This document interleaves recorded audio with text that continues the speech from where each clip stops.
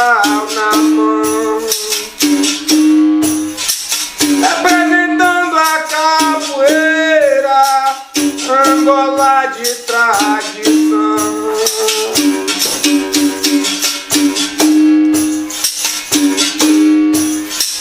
Tive momento de alegria, de tristeza e solidão, mas a capoeira Angola fortaleceu meu coração.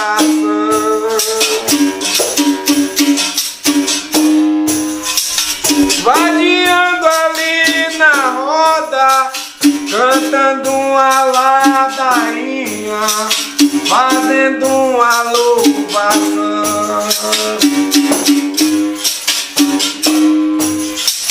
mostrando que a capoeira é muito mais do que um jogo, é também uma missão. Na capoeira eu vivo desta maneira, levantando essa bandeira de cultura popular, que nasceu lá na Bahia, terra de muita magia, de Oxóssi e Oxalá. Berimbau, instrumento de guerreiro, fala para o mundo inteiro que a paz tem que reinar, camaradinho, a quem derrei.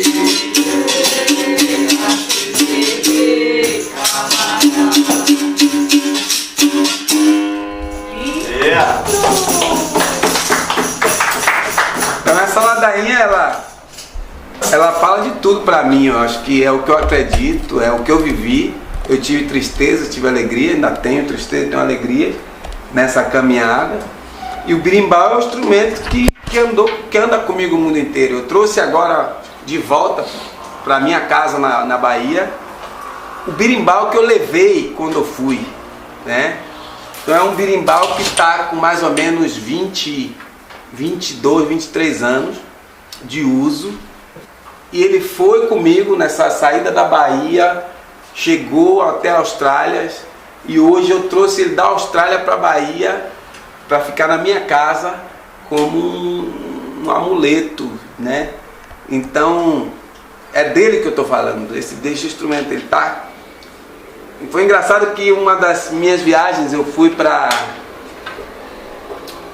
não sei se foi para Nova Zelândia, dar uma oficina, e aí na volta eu ainda não tinha, eu tinha um visto provisório na Austrália, e toda vez que eu chegava eu ficava 4 horas preso na imigração dando satisfação.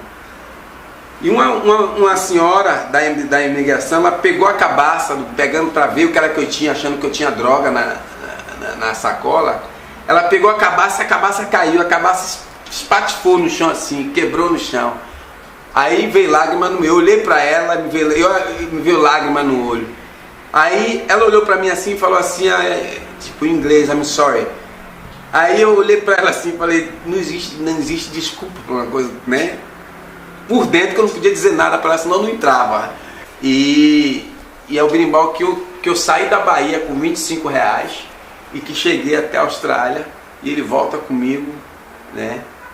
Já pra minha casa na ilha onde eu fui, né, expulso, entre aspas, né? A partir do momento que meu pai vende a nossa casa, minha mãe sai de lá com vergonha, porque é um lugar pequeno, e a gente vai para Salvador, tipo, na força, né?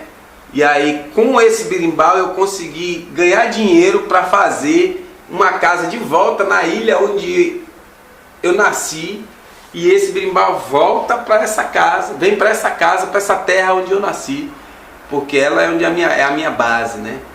Então que é esse momento que eu estou vivendo na minha vida, na verdade. Depois de fazer 10 anos na Austrália e 17 anos fora da Bahia, indo e voltando, eu me sinto num momento muito feliz da minha vida de poder voltar e ficar na Bahia, no Brasil, ficar no Brasil 6 meses com um projeto continuando na Austrália e voltar para o Brasil e ser acolhido pelo povo, pelas pessoas, ser reconhecido e voltar para minha casa, de um lugar onde me tiraram assim quando eu tinha simplesmente 6 anos de idade.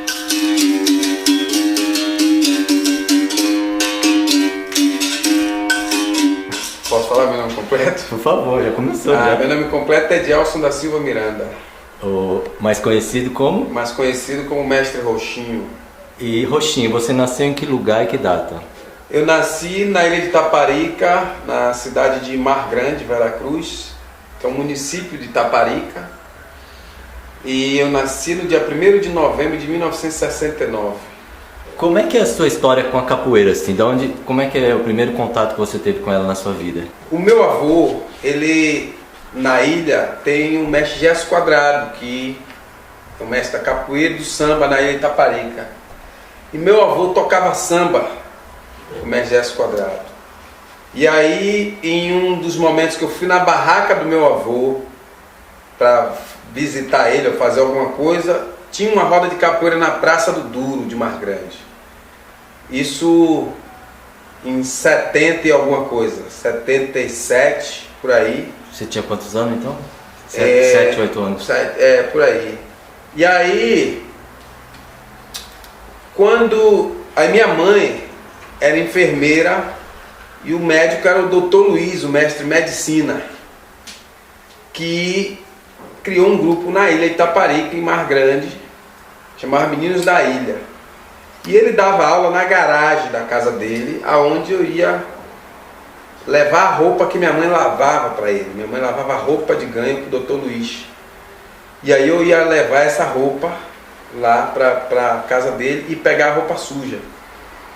Então lá ele ensinava capoeira, que já era capoeira contemporânea aí, dessa capoeira mais moderna.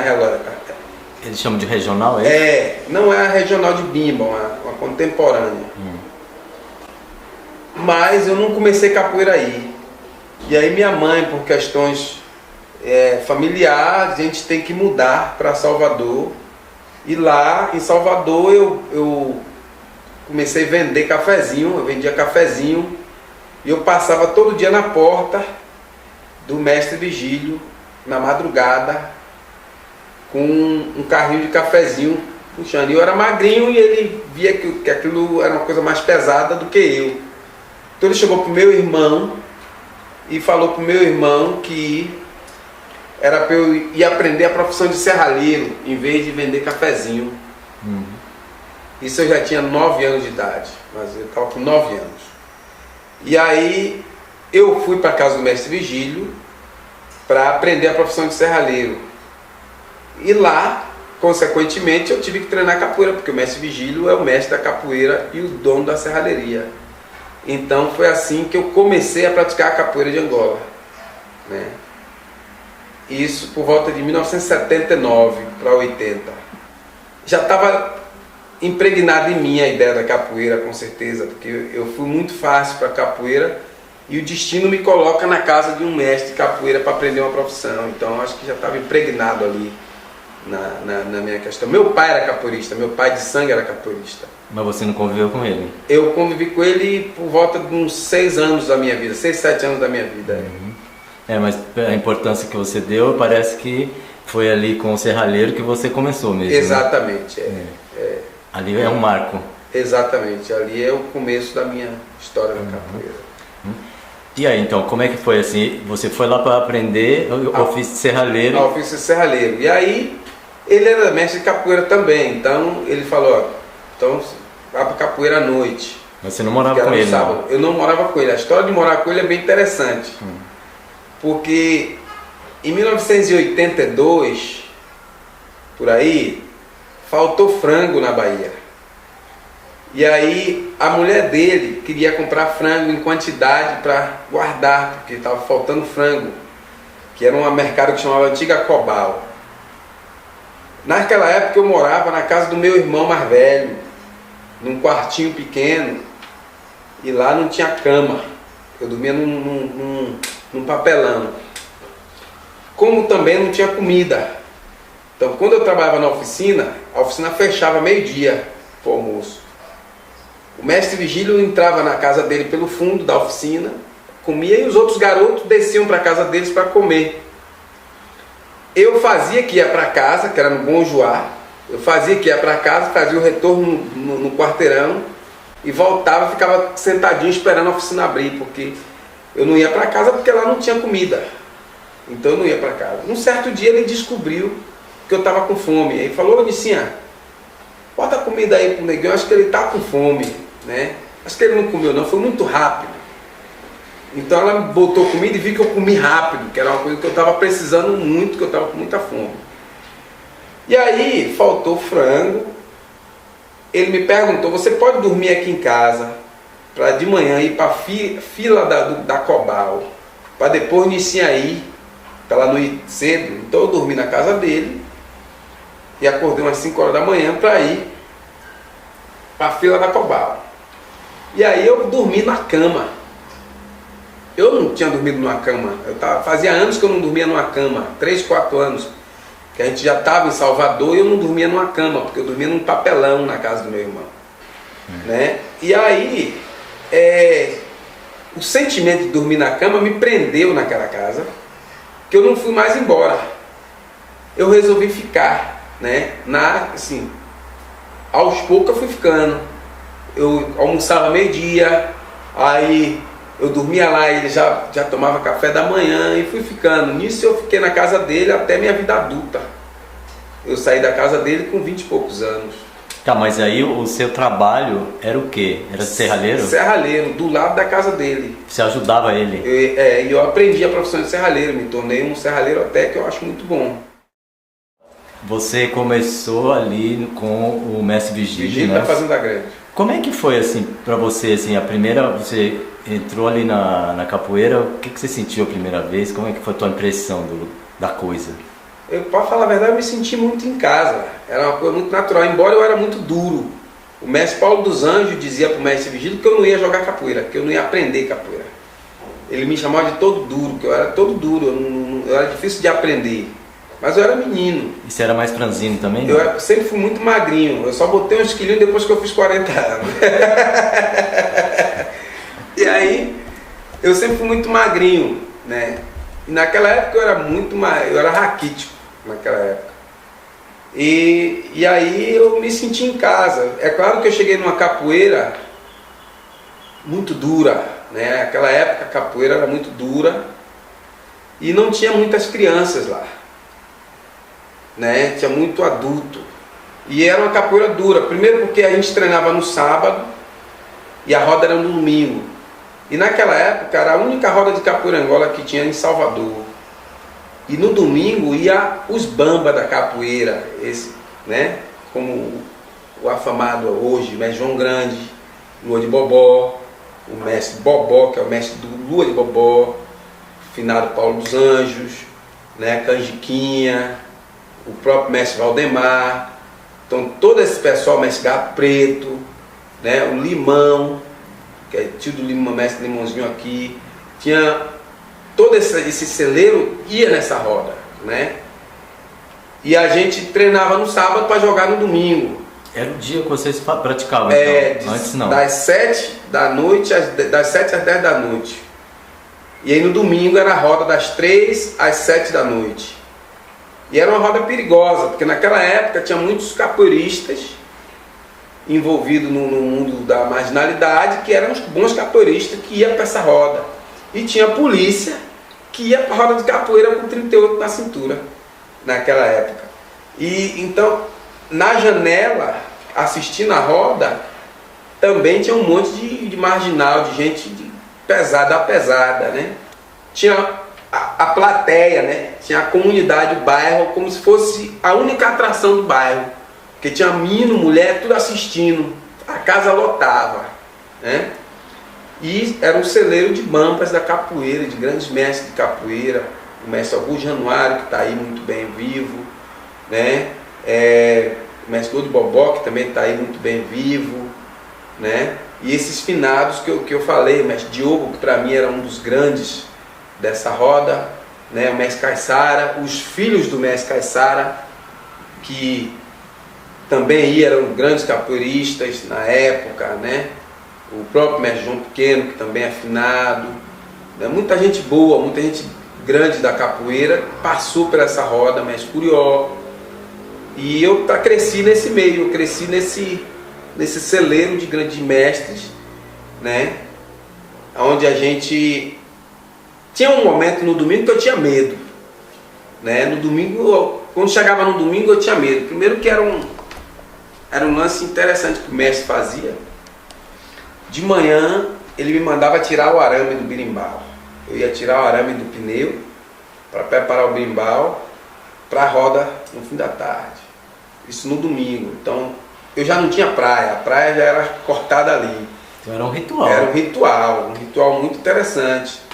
E aí a gente almoçava, aí descansava um pouco, e aí 3 horas a gente seguia, né? Eu ia na frente, o filho dele, o Wildes, que é mestre também de capoeira, o mestre Wildes, grande capoeirista também, que ia na frente, a gente ia para abrir e varrer o espaço e preparar o instrumento.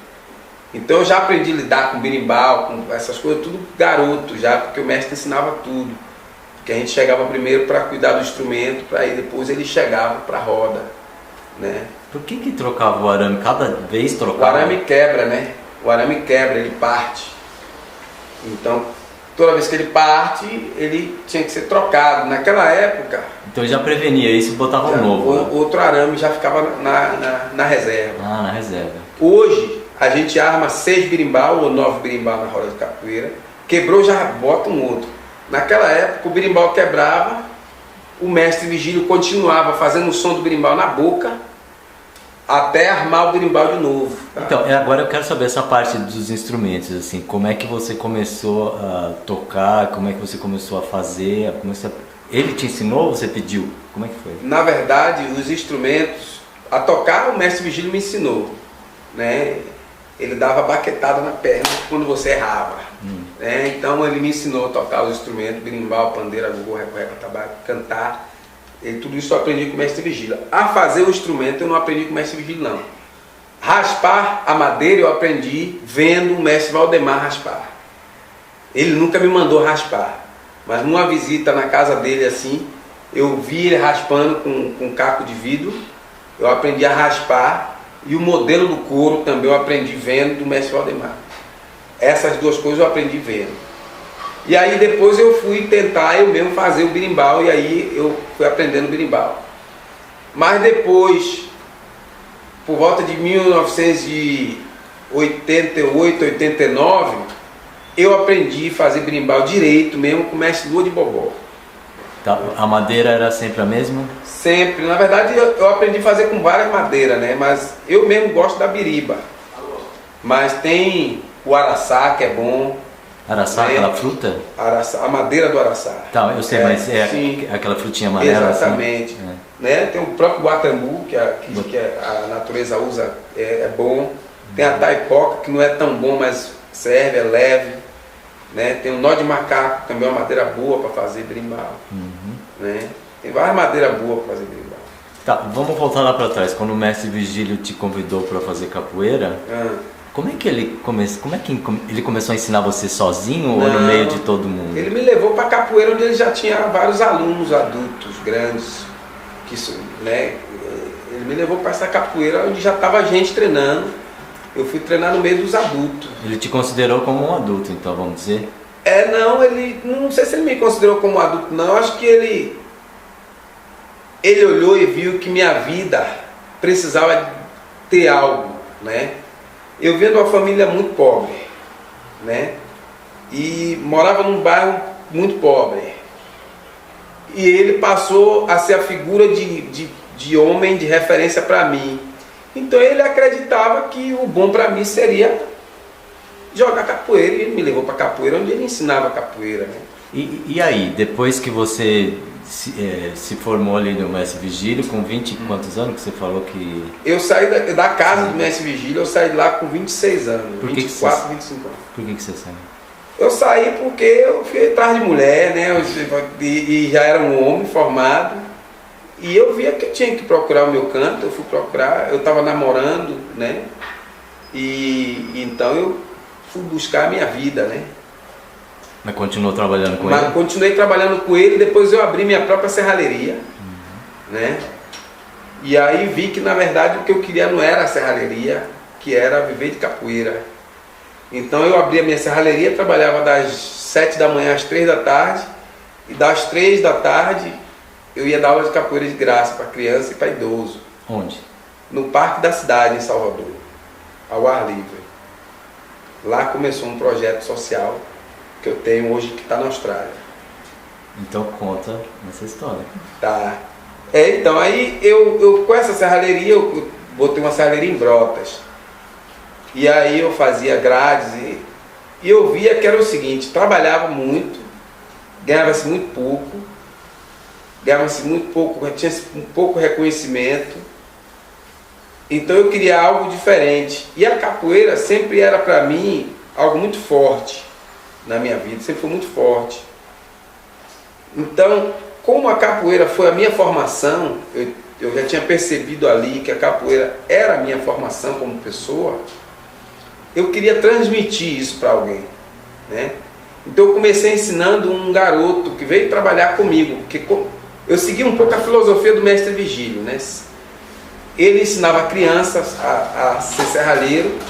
Quando eu abri minha serralheria, eu trouxe criança para ensinar. E aí tinha um garoto chamado Carlinhos, que eu, além de ensinar a serralheria, eu ensinei a ele a capoeira. Você repetiu o mestre Vigílio? Exatamente.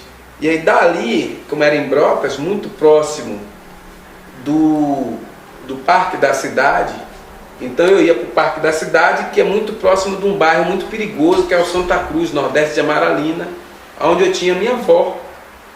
E o bairro de Santa Cruz, ali no nordeste de Amaralina, Mestre Bimba, a história do Mestre Bimba está lá, que ele é de lá, e Santa Cruz, o Mestre Cobrinha Verde. E aí eu comecei a dar aula para uns idosos no Parque da Cidade. De capoeira? De capoeira. Que eu via que eles ficavam andando no parque. Então eu convidei eles para fazer uma aula. E aí um senhor aceitou. Dele juntou 8. Depois juntou um número de uns 14 a 15. Aí eu decidi não só trabalhar com idoso, trabalhar com criança também. Aí eu comecei a dar aula de as crianças que ficavam no parque ali, a gente ficava brincando de capoeira ali. E aí eu conheci um espaço que era lá na Perovaz, que uma escola cedeu para mim dar aula. Então eu fui dar aula lá na Perovaz. Comecei a dar aula para criança já num espaço fechado. Tudo de graça? Tudo de graça. Nunca cobrei a criança. Mas por que te movia a fazer isso de graça? Talvez o que me construiu, né? Porque eu aprendi de graça. Eu aprendi a profissão de graça. Eu aprendi a capoeira de graça. E naturalmente aquilo me deu capacidade de perceber que eu tinha que também transmitir isso, né? E me constituiu essa ideia de que a capoeira é um movimento social e que você tem que realmente transmitir a informação para o outro, independente de se tem o dinheiro no meio ou não.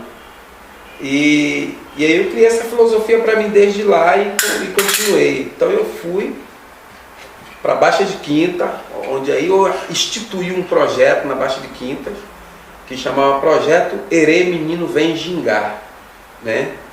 Que Herê é criança, né? E aí continuei com esse projeto, ele foi crescendo, e da Baixa de Quinta eu fui para uma cidade do interior da Bahia com esse projeto, a Caculé, trabalhar em Caculé. Em Caculé eu fui a convite do prefeito da cidade, na época. Esses projetos eram formais assim ou era conversa com as pessoas e ia acontecendo? O de Caculé foi meio formal. E os anteriores não? Os anteriores não. O de Caculé foi a primeira formalidade que eu tive no meu projeto, porque foi o convite do prefeito, que viu que o projeto estava funcionando em Salvador, e me convidou para ir para a cidade dele, onde ele era o prefeito, para dar aula para as crianças lá. Então eu fui. E dei aula nessa cidade, e fui trabalhar numa roça dentro dessa cidade, numa fazenda que chama Tapera. Na roça agrícola? Agrícola. Não tinha energia elétrica. eu dava aula à tarde para eles. Eles trabalhavam na roça e vinham para aula de capoeira num espaço que chamava o prédio, que era onde é a escola. Tá, mas aí você largou seu trabalho de serralheiro, não? Larguei totalmente o trabalho de serralheiro. Então eles estavam te remunerando para fazer isso? Então, essa que é a parte interessante. Na cidade de Caculé, eu ganhava muito pouco pela prefeitura, que durou 6 meses. Na roça, nessa fazenda, eles me davam saco de farinha, saco de feijão, saco de milho, porque era o que eles produziam, né? E lá, uma coisa interessante, que tinha um senhor chamado Seu Antônio, que ele tinha 63 anos.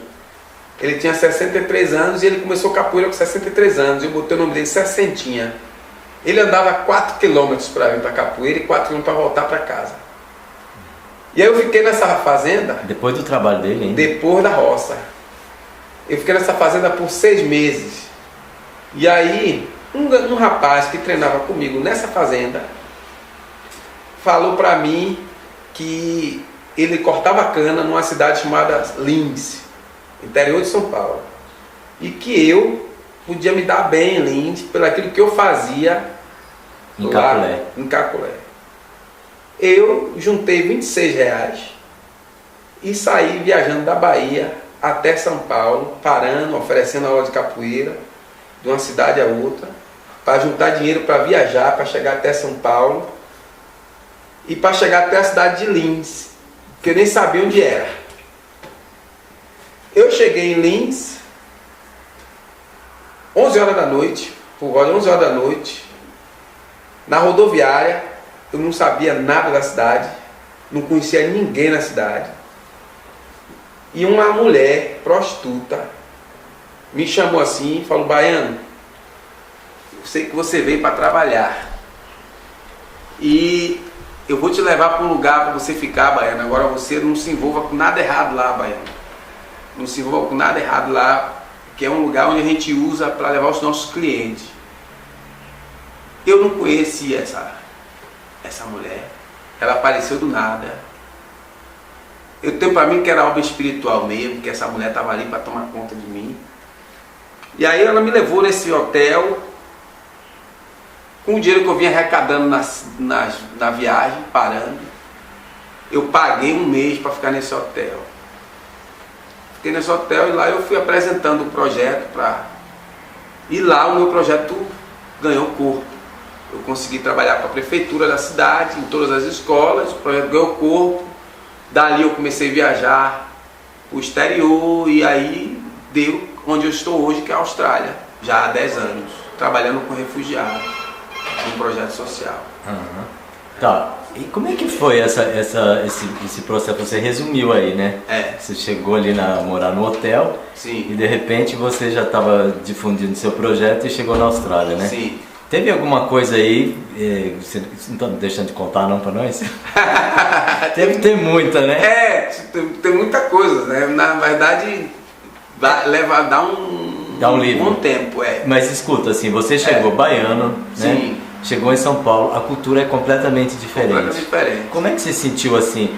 Ensinar capoeira na Bahia deve ser diferente de ensinar em São Paulo. Sim.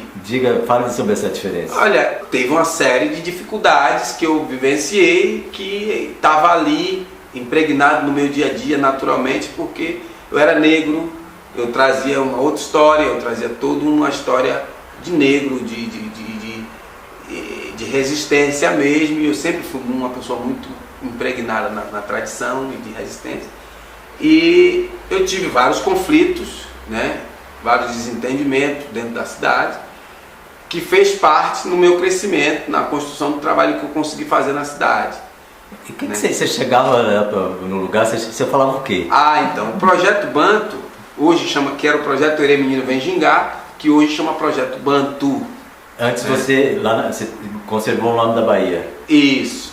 Bantu é africano, né? Sim.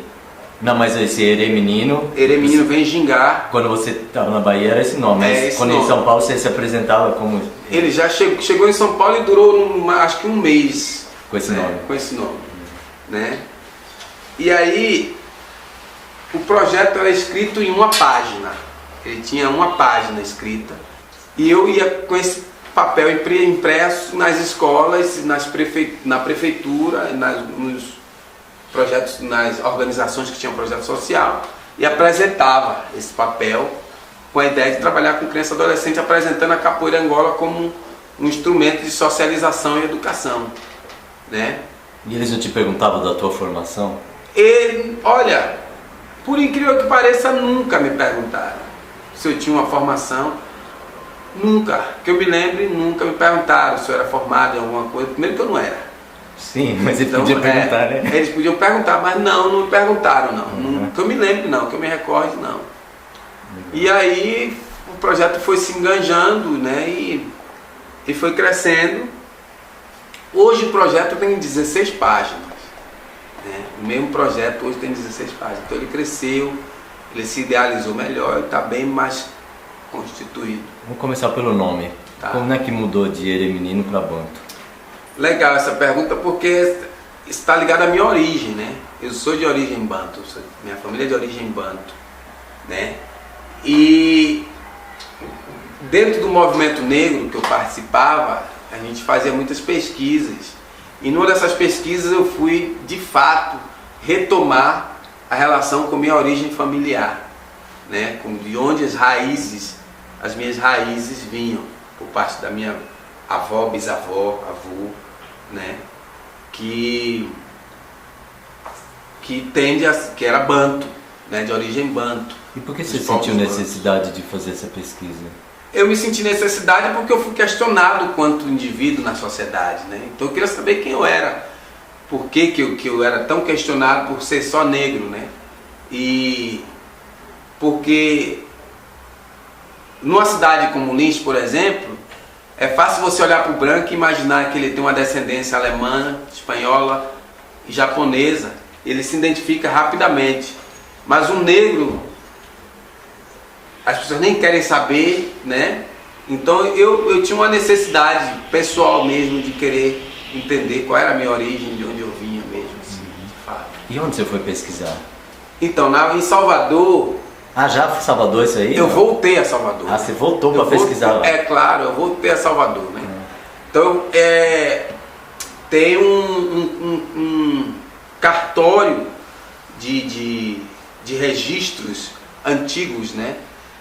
E aí eu fui, em várias visitas, eu consegui encontrar a identidade da minha bisavó, da minha tataravó, do meu bisavô. E falando com o meu pai de santo, isso fortaleceu muito mais, porque o meu pai de santo está com 81 anos hoje, e ele era um dos mais antigos.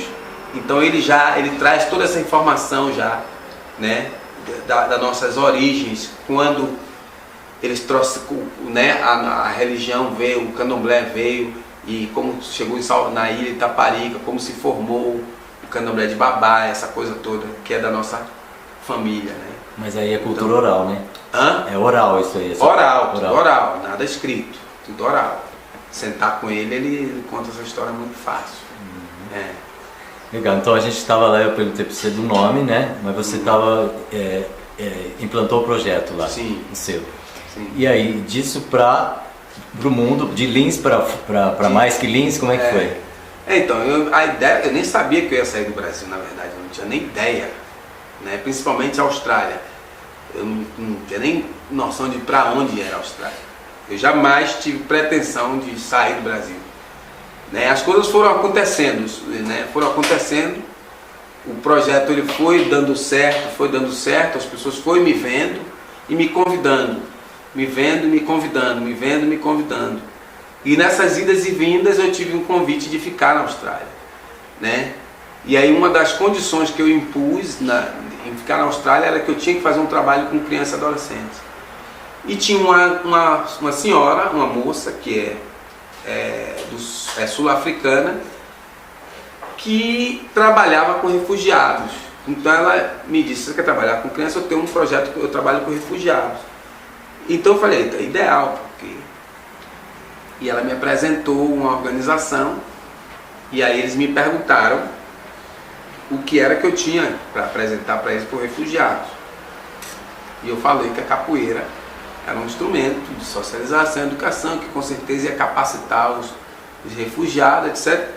Então eles pediram para eu dar uma aula para os psicólogos, os terapeutas, para os conselheiros. Primeiro eles vivenciar, para ver se era de fato aquilo, se eu tinha uma pedagogia interessante. Então eu fiz uma aula para eles. Após a aula deles, após um mês, eles me convidaram dizendo que gostou da ideia do projeto e implementamos o projeto. E eu estou lá até hoje. Na prática, né? Coisa mais técnica lá na Austrália, o que você faz? Ensino capoeira. Ensina capoeira, mas tem uma pedagogia, não tem? Tem toda uma pedagogia por trás. Até porque os alunos são refugiados. São refugiados e outra, eu uso a capoeira como uma ferramenta. Tem garotos que eles têm 2 anos, 3 anos dentro do projeto, mas ele não joga uma boa capoeira, mas ele se comporta melhor, ele consegue sentar na carteira da escola e prestar atenção mais na aula da escola. Quando eu conheci ele, quando ele entrou no projeto, ele não conseguia sentar por 10 minutos. Então eu preparo ele para voltar para a escola e se educar. A condição dele ser capoeirista, isso é uma consequência. Né? Tem garotos que se dedicam, que querem ser capoeirista, mas é uma consequência, não é o meu carro-chefe como visão, né, de fazer capoeirista. Eu costumo dizer que a aula que eu dou à noite para adulto não é a mesma aula que eu dou para uma criança, né? Porque o adulto ele vem atrás de mim para querer ser capoeirista.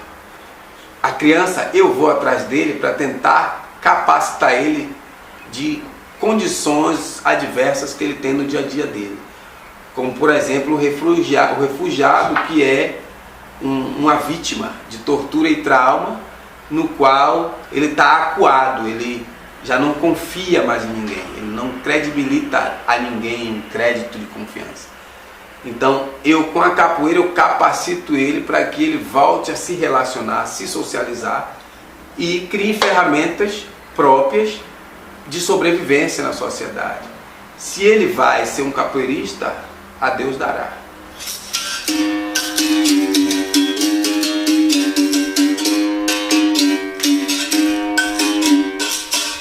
A minha vinda ao Brasil foi justamente nesse sentido de um reencontro. Então eu voltei a Caculé, por exemplo.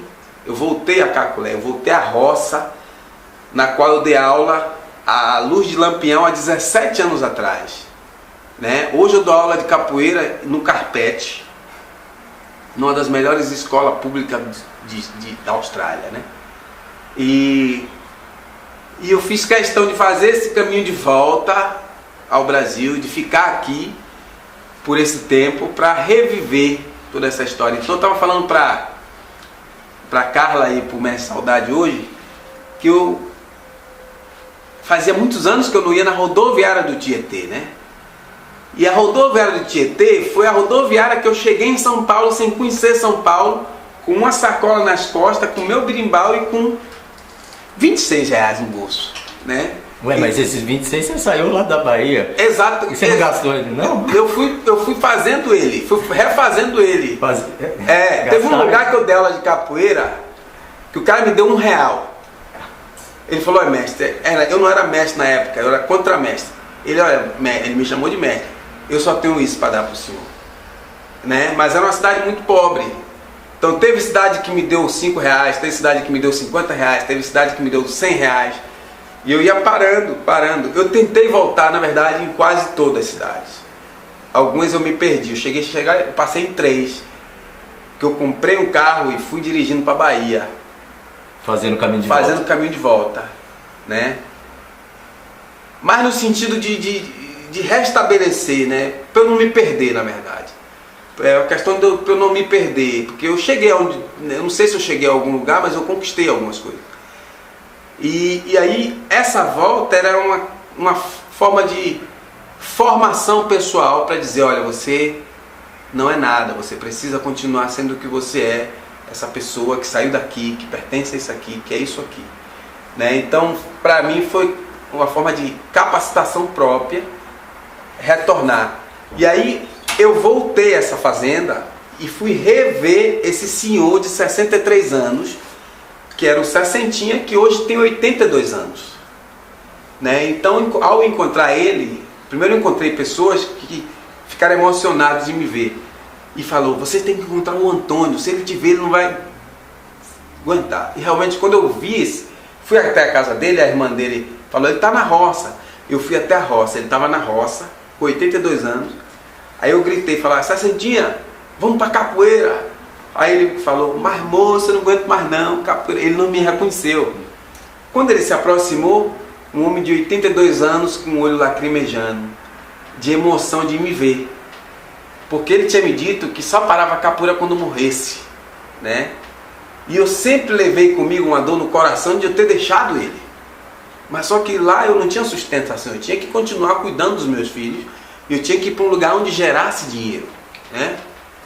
E aí quando eu voltei, aí eu perguntei a ele, então Sessentinha, eu falei para ele uma coisa interessante, que eu falei, Sessentinha, eu penso no senhor sempre. Aí ele falou, mas moço, eu penso em você todo mês há 17 anos.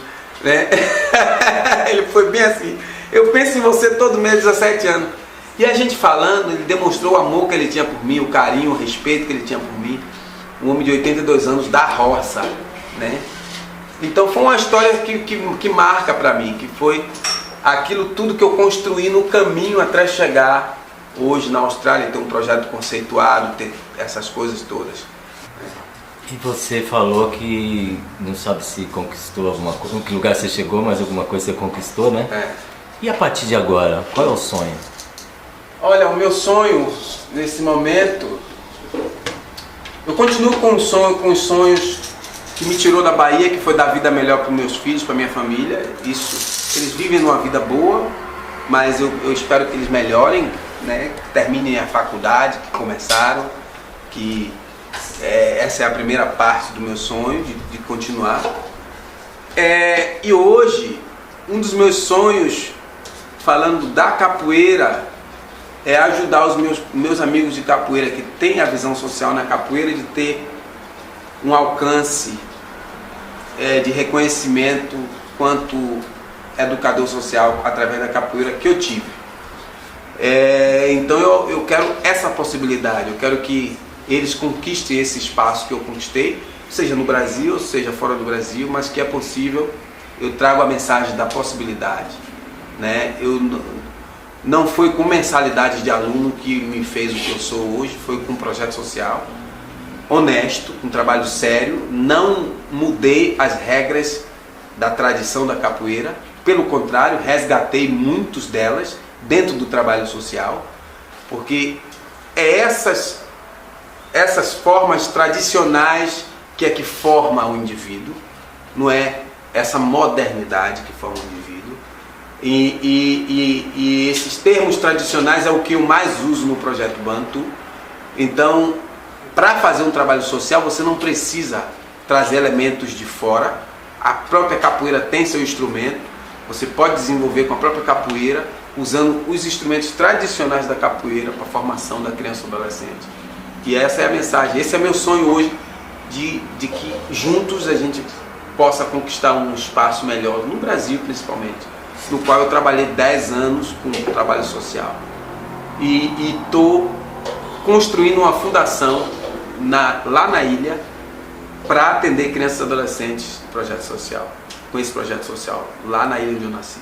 A capoeira, a origem da capoeira, ela tinha uma função. Hoje, você vê alguma similaridade do tempo que ela nasceu e para que ela servia com o tempo de hoje, não? Olha, a capoeira ela se transforma a cada 10 anos e a cada 30 anos, de duas formas. Quando eu comecei a capoeira, ela já tinha esse cunho. A capoeira ela já nasce de cunho social, de transformação, que ela nasce pela diáspora, né? Os negros que faziam capoeira, Congo, Rebolo, né, Angolas, eles já eram de etnias diferentes na Bahia. Então ele já é diáspora. Ela já nasce para muitos, ela já se abre aí.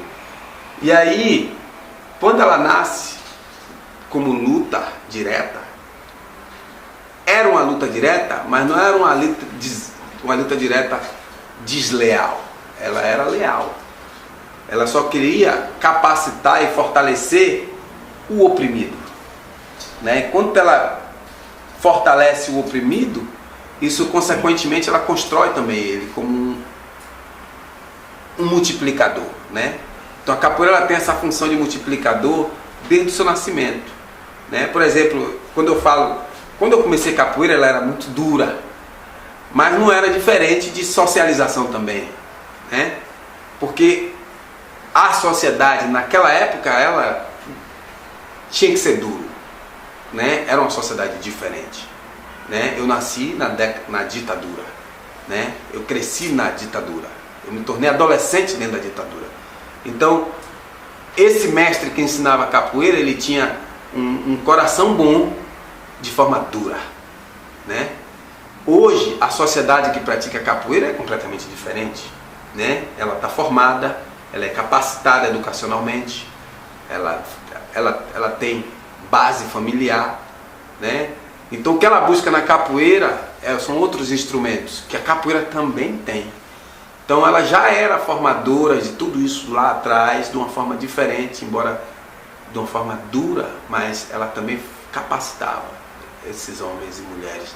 Poucas mulheres na época, mas existiam, né?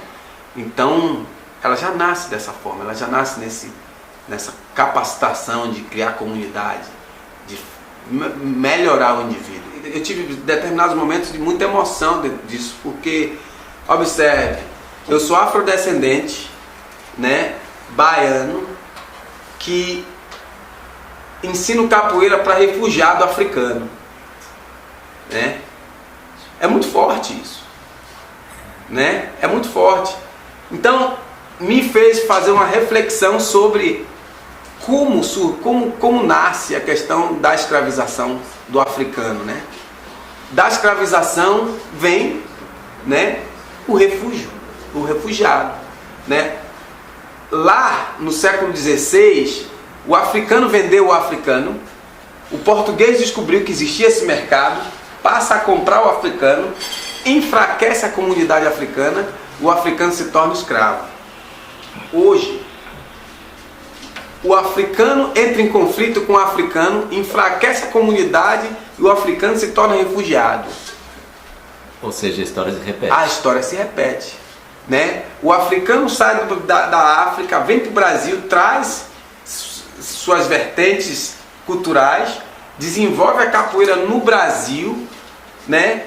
Produz esse instrumento forte culturalmente no Brasil, que fortalece toda uma sociedade, independente da sua etnia, e ela reencontra jovens africanos refugiados na África de novo para ser fortalecido com a capoeira. Ó, né? É muito forte. Encontra na África não, na Austrália. Na Austrália, desculpe, na Austrália. Muito forte, né? Então, teve vários momentos que eu dou para eles falarem da história deles. Tem garotos que não conviveram, que não tiveram vivências culturais nas tribos deles, na região dele, mas tem garotos que viveram, né? Então, por exemplo, teve um deles que eu, nessa pesquisa minha para fazer o livro que eu escrevi, ele disse que lá eles cantavam Paranaê no Congo, na tribo, ele cantava Paranaê, né, no Congo, entendeu? Então assim, ele não completava a palavra Paranaê, mas tinha a currutela do Paranaê já lá no Congo. Mas isso veio do Brasil? Foi do Brasil para lá? A história diz que o Paranaê, a música Paranaê é um samba de roda, lá do Recôncavo de Santa Amaro, né? Lá da Recôncavo da Bahia. Então veja bem, olhe a relação, a raiz que tem tudo isso. Aí, em momentos da roda, né, o entrar e sair do pé do berimbau, né, eles tinham danças que faziam isso. Ficavam agachados no pé do berimbau, do tambor, e saíam trocando como se fosse troca negativa até o meio da roda, né? Então, é um reencontro de uma outra concepção de prática africana que eles tiveram, né? E que reencontra essa vertente de raiz que é da capoeira, que vem lá da África, né? Então isso é muito forte, é muito interessante, né? Então essa possibilidade que a capoeira dá de reencontrar, chama daquilo que eu sempre disse, que a capoeira é um espírito vivo, né? Que não precisa de passaporte para viajar, por isso ela está no mundo inteiro. Então você quer tocar mais alguma coisa que você gostaria? Você quer falar alguma coisa?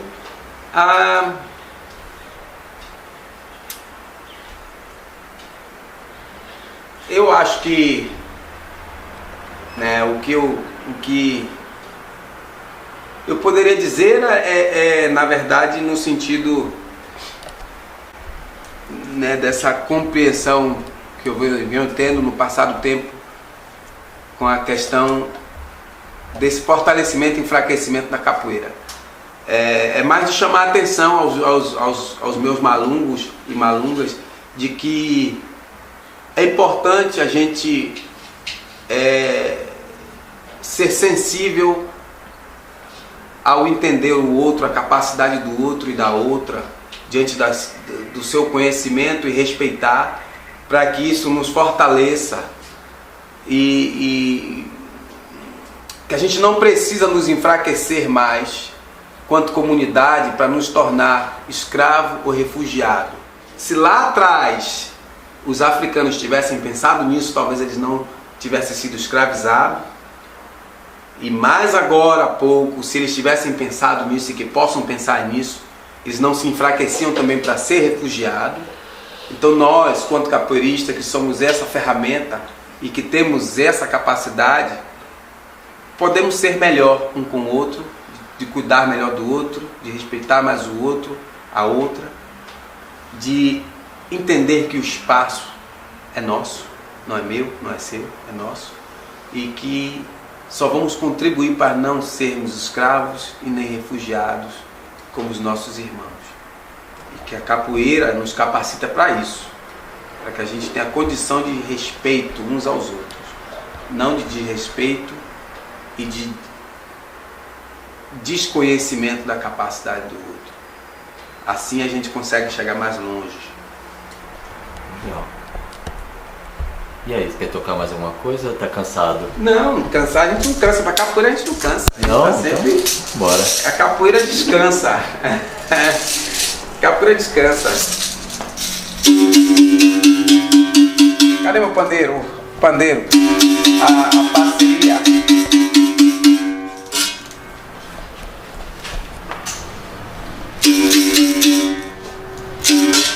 Uma música minha, um corrido meu de infância também. Leva eu, maninha, na praia de Santo Tomé.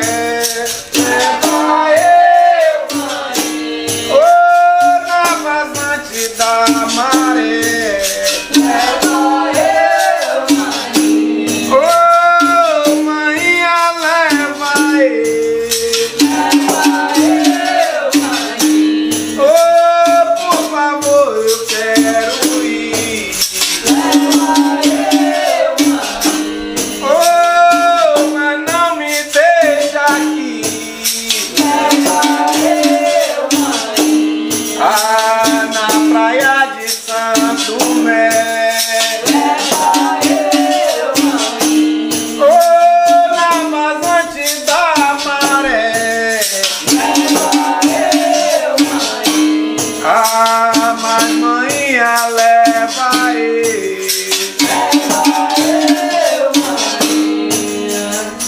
Aí tem uma música que essa é a mensagem dessa, para passar a mensagem para os capoeiristas, que é mais ou menos o que eu falei agora há pouco, mas como uma filosofia de pensamento, que falando da relação do remador, né?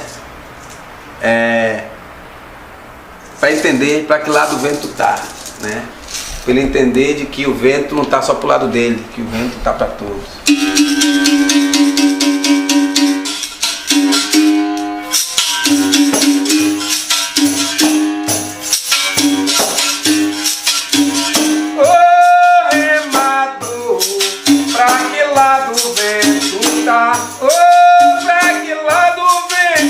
Tá remador, que lá do vento tá remador.